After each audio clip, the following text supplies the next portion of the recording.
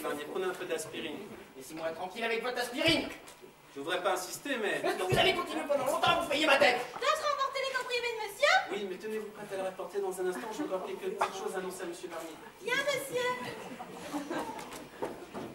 44 723 000 francs. Qu'est-ce que vous faites? On prévient la police. Mais réfléchissez, monsieur Barnier. Je n'ai pas l'intention de m'enfuir, mais j'étais simplement venu vous voir pour savoir si un arrangement amiable ne serait pas préférable pour vous. Préférable pour moi? Un arrangement avec un voleur? Monsieur Barnier, les établissements Barnier font ressortir pour le dernier exercice un bénéfice officiel de 72 millions et des poussières. Vous savez comme moi que j'ai réussi à dissimuler des poussières plus 18 millions dont le fisc n'a jamais entendu parler. Comment expliquerez-vous qu'en un an et demi, vous ayez fait ce bénéfice de 44 723 000 francs, alors qu'il ne manque pas un sou dans vos caisses? Il manque pas un sou dans mes caisses. Mais non! Et c'est ça qui est embêtant. Et votre situation financière est plus que favorable. Tout le monde va vouloir mettre le nez dans votre comptabilité. La police va vous poser des questions. Et donc y répondre.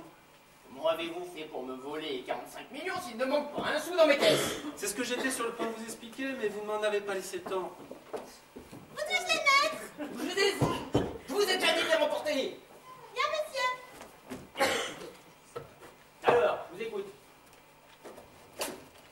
J'aurais désiré m'entretenir avec monsieur. Mais vous voyez pas que je suis occupé, non? Vous avez vu? Bon alors, qu'est-ce que vous disiez? Qui vous en étais-je? Ah oui, je vous expliquais que je me considérais comme votre homme de confiance. Ah ben ma confiance était bien placée. La question n'était pas là. Bref, j'étais votre bras droit et vous m'aviez confié, entre autres tâches importantes, celle de l'étude de vos prix de revient sur vos savonnettes, vous vous souvenez? Ouais, mais je vous avais demandé ça en l'absence de monsieur Barnabé qui était malade. Et quand monsieur Barnabé a été guéri, vous vous êtes aperçu que vous n'aviez plus besoin de lui.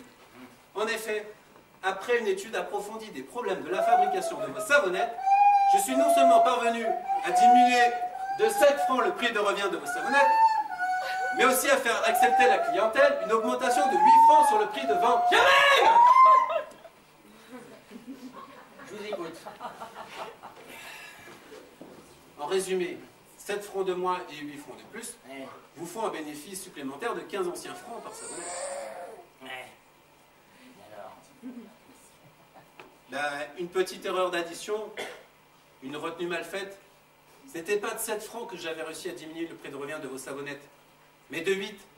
Et ce jour-là, j'ai voulu vous en parler, mais vous étiez déjà sorti avec cette grande fille rousse, comment elle s'appelle déjà?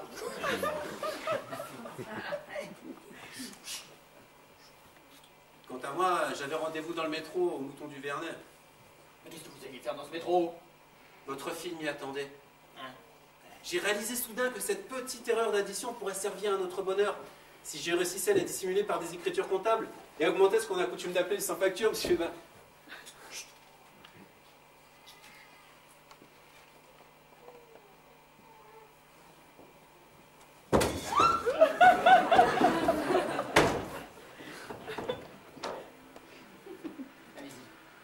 Or, depuis cette date et jusqu'à ce jour,